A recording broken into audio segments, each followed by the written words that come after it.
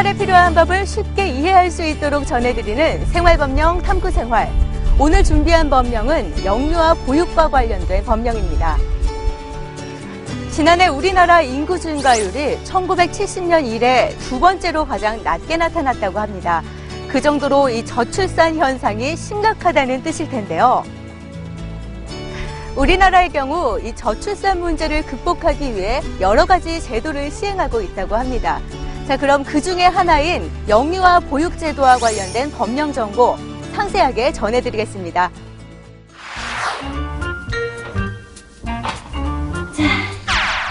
맛있겠다. 참, 여보, 우리 로운이 안 데리고 와? 우리 엄마가 로운이 너무 예뻐하시잖아.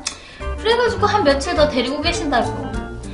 하긴 요즘 내일도 정신이 없고. 참, 오늘 형님이랑 통화했는데 태성이 다음 주부터 유치원 보낸대. 그래? 태성이가 우리 로운이보다 한 살 많지. 에이, 그럼 좀 일찍 보내는 거네. 5살이 일찍은 무슨. 근데 시골에 사니까 좋긴 하더라. 태성이 농업 자녀 혜택인가 뭔가 해가지고 유치원비 지원받는다고 하더라고. 그럼 우리도 시골 가서 살까? 이는 말을 해도 난 절대로 시골 가서 못 사네요. 올해부터 우리 로운이 유치원 한번 보내볼까? 벌써? 4살밖에 안 된 애를 유치원 보내갖고 애가 어떻게 적응을 하냐? 말이 되는 소리를 해라. 요즘 3살짜리도 유치원 많이 다녀. 빠른 거 아니라고. 우리 로운이는 유치원비 혜택 같은 거 못 받나? 내야 될 돈은 많은데 유치원비라도 나라에서 줬으면 좋겠다. 그게 아마 애가 둘인가 셋인가부터 지원되는 걸로 알고 있는데? 그렇다고 갑자기 로운이 동생을 둘씩이나 낳을 순 없잖아. 시골에 살면 유치원비 주고 서울에 살면 안 주고? 아무튼 난 내일부터 로운이 다니는 유치원 한번 알아봐야겠어. 쓸데없는 소리 하지 말고 밥이나 먹어. 응?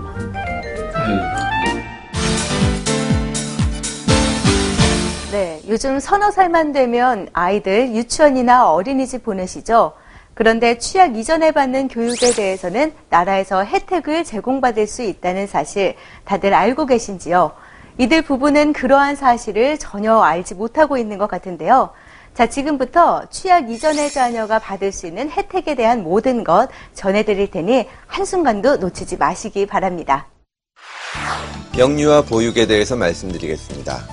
영유아 보육이란 0세부터 6세까지의 영유아를 안전하고 건강하게 보호 양육하고 영유아의 발달 특성에 적합한 교육을 제공하는 보육시설 및 가정양육 지원에 관한 사회복지 서비스를 말합니다. 적용 대상으로는 0세부터 6세까지의 취약전 아동입니다. 다만 필요한 경우 보육시설의 장은 보육시설 이용 대상을 만 12세까지 연장하여 보육할 수 있습니다. 유아교육은 만 3세부터 초등학교 취약 전까지의 어린이를 대상으로 교육 서비스를 제공합니다.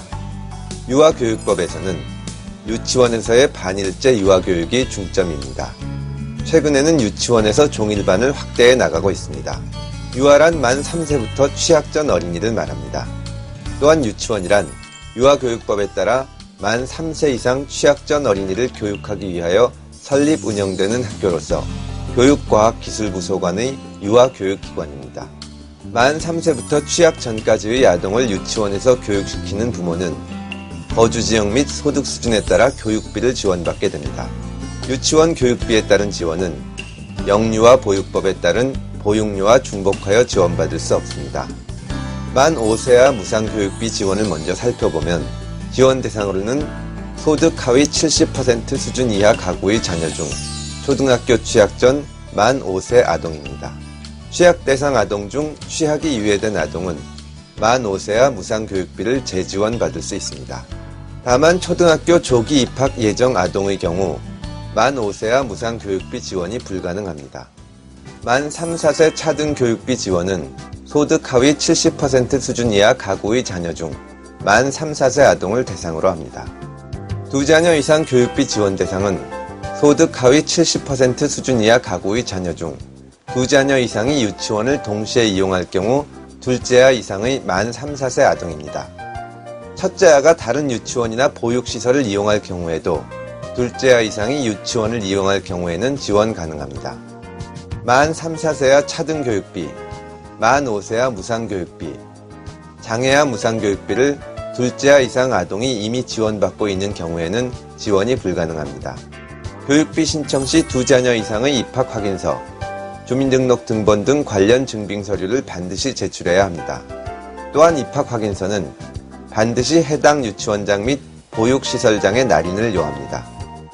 종일반비 지원 대상은 소득 하위 70% 수준 이하 가구의 자녀 중 유치원 종일반을 이용하는 원아이입니다. 종일반비 신청 시 종일반 이용 관련 증빙 서류를 반드시 제출해야 합니다. 종일제라 함은 1일 8시간 이상의 교육과정을 말합니다. 유아학비를 지원받고자 할 때에는 관할 주민센터에서 소득 확인을 받고 소득 인정액 증명서 또는 복지 대상자 통보서를 입학하고자 하는 유치원에 제출해야 합니다. 두 자녀 이상 교육비의 경우에는 자녀들에 대해서 해당 유치원장, 어린이집 원장의 날인이 있는 입학 확인서 등 증빙 서류를 제출해야 합니다. 거주지를 변경하거나 소득이나 재산의 변경이 있을 경우에는 전입일로부터 즉시 관할 주민센터에서 소득 인정액 증명서를 다시 발급받아 해당 유치원에 제출해야 합니다. 아동의 주소지 행정관청과 유치원 소재지 행정관청이 다른 경우 유치원 소재지의 지역교육장이 해당 아동의 학비를 지원합니다. 영유아 보육이란 0세부터 6세까지의 영유아를 안전하고 건강하게 보호 양육하고 영유아의 발달 특성에 적합한 교육을 제공하는 보육시설 및 가정양육 지원에 관한 사회복지 서비스를 말합니다. 만 3세부터 취학 전까지의 아동을 유치원에서 교육시키는 부모는 거주지역 및 소득 수준에 따라 교육비를 지원받게 되는데요. 소득 하위 70% 수준 이하 가구의 자녀 중 초등학교 취학 전 만 5세 아동을 대상으로 지원합니다. 다만 초등학교 조기 입학 예정인 아동의 경우 만 5세아 무상교육비를 지원받을 수 없습니다. 만 3, 4세아 차등교육비 지원은 소득 하위 70% 수준 이하 가구의 자녀 중 만 3, 4세 아동을 대상으로 합니다. 두 자녀 이상 교육비는 소득 하위 70% 수준 이하 가구의 자녀 중 두 자녀 이상이 유치원을 동시에 이용할 경우 둘째 아 이상의 만 3, 4세 아동을 대상으로 지원합니다. 만 3, 4세아 차등교육비, 만 5세아 무상교육비, 장애아 무상교육비를 둘째 아 이상 아동이 이미 지원받고 있는 경우에는 지원이 불가능합니다. 또한 두 자녀 이상 교육비 지원을 신청할 시 두 자녀 이상의 입학 확인서와 주민등록 등본 등 관련 증빙 서류를 반드시 제출해야 합니다. 종일반비는 소득 하위 70% 수준 이하 가구의 자녀 중 유치원 종일반을 이용하는 원아를 대상으로 지원합니다. 종일제라 함은 1일 8시간 이상의 교육과정을 말하며 종일반비를 신청하기 위해서는 종일반 이용 관련 증빙 서류를 반드시 제출해야 합니다.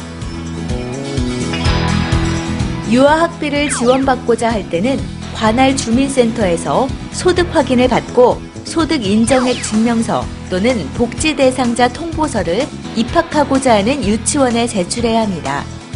두 자녀 이상 교육비의 경우 자녀들의 해당 유치원장, 어린이집 원장의 날인이 있는 입학 확인서 등의 증빙 서류를 제출해야 합니다. 만약 거주지를 변경하거나 소득이나 재산의 변경이 생겼을 경우에는 전입일로부터 즉시 관할 주민센터에서 소득 인정액 증명서를 다시 발급받아서 해당 유치원에 제출해야 합니다.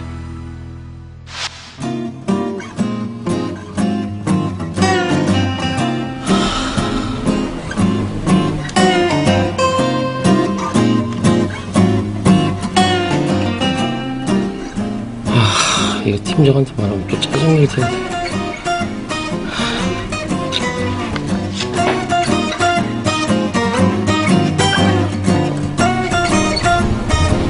팀장님,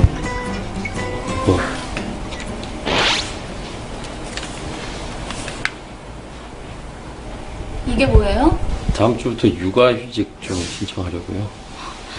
육아휴직이요? 아니, 집에 무슨 일 있어요? 일단 좀 앉아요.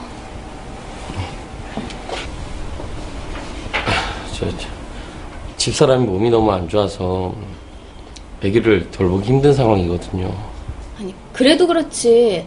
여름 시즌 상품 준비로 지금이 가장 바쁠 때인 거 알잖아요. 아, 이렇게 갑자기 육아휴직을 달라고 하면 어떡해요?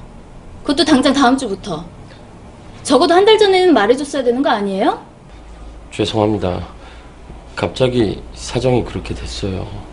얼마나 휴직할 건데요? 6개월 정도.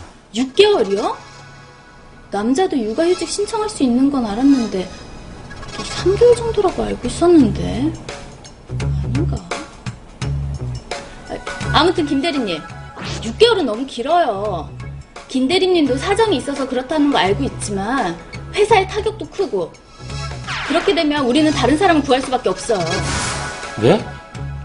팀장님, 제가 회사에 누를 끼치는 건 죄송하지만 엄연히 육아휴직이란 제도도 있고 또 다른 사람을 구한다고 말씀하시는 건 알았어요. 아무튼 한번 고려해 볼게요. 가봐요. 네.